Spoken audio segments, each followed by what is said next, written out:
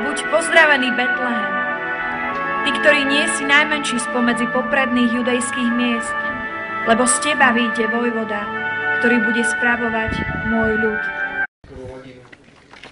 Dobre.